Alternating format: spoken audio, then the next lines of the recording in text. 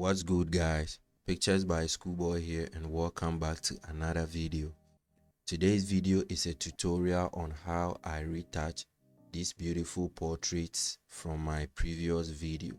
Now, before we get into the retouching, if you haven't checked out my previous video, kindly do so, because it's a behind the scenes on how these portraits were shot. Now, before we start, let me turn off all these layers and start explaining everything right from the start. Now, the first thing that I always do anytime I'm retouching is obviously the skin work. So the first thing that I did to the image was to work on the skin. Now, if you take a closer look at the layers adjustment, the layers tab right here, you can notice that there is no frequency separation or dodge and bend layer right here, and that is because I have already merged those layers with my background layer. That is why those two layers isn't right here. But that was the first thing that I did, was my dodge and burn followed by my frequency separation. So if you take a closer look at the skin, you can see that the skin work is already done, and it looks amazing. So right from the skin, the next thing that I wanted to do was to work just a little bit on the wig. So if I turn on this background copy layer, you can see that I did a little bit of wig work here with the Liquify, and I enhanced it just a little bit, and I think it looks way nicer this way than how it was previously. And as you can also see, I added just a little bit of blues also in the jacket or the costume.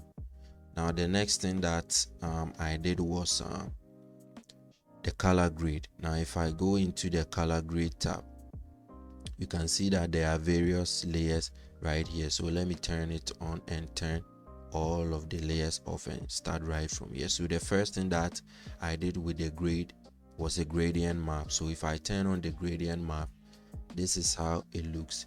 And if you don't know what color grading with gradient maps is basically sampling colors from the skin tone and turning it into a filter. So you sample a color from the shadows, you sample a color from the mid-tones, and then you sample a color from the highlights, and you use those three colors to create your own filter. And I think I have a tutorial on how to color grade with a gradient map. You can check it out on my channel if that is something you would like to also learn. But as you can see, this is how it looks in normal. This is how the grade looks. This is how it looks after I've sampled all these colors from various shades of the skin. So after that, I'll just change the blend mode to soft light, and then it will turn into the filter just as I want it. So this is the before and after, and it looks pretty nice. I brought the opacity down to 40%, and I think it looked okay.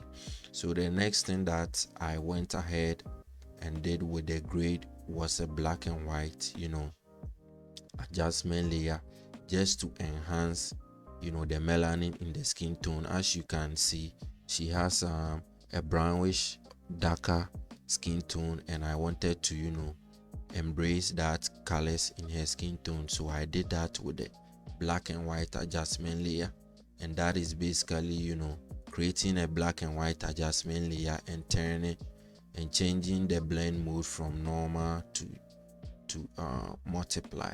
That is basically it. And I also brought down the opacity from 100% right down to 35%, and this is how it also looks.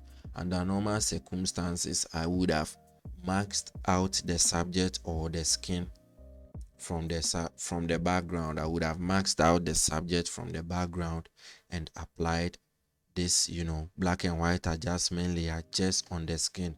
But if you take a good look at this image, I think it really complements the entire vibe of the image. That is why I didn't do any masking on this black and white adjustment layer.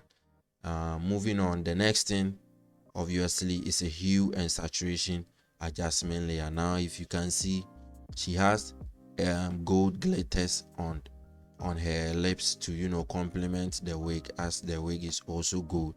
But I felt the gold was, you know, blending so much with the skin tones and the background, so I wanted it to stand out just a little bit, as the, you know, the costume is also standing out.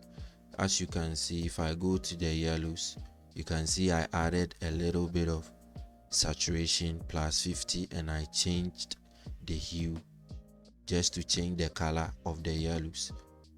So that was what I did to change the colors, you know, of the yellows. And if you can tell from it right here, I maxed it out just to keep the changes on only the hair and the lips. So that was what I basically did with the color grade, and this is how the color grade look. I think I went a little too heavy on the grade, but it turned out great.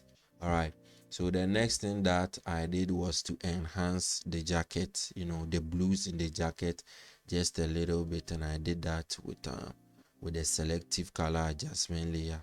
Made a few changes, you know, here and there, nothing too crazy with the blues and the cyan, you know, just a few adjustments to make it pop just a little bit. And I think that was just it. The next layer is just basically a layer to sharpen the entire image, so I added a little bit of sharpness. This is my logo, and I brightened it up just a little bit because I think it was a little bit dim. So that is basically how, you know, I graded this entire image, or I retouched this entire image. So the first thing was frequency separation and dodging and burning. The second thing was fixing up the hair, and the third thing was the grade.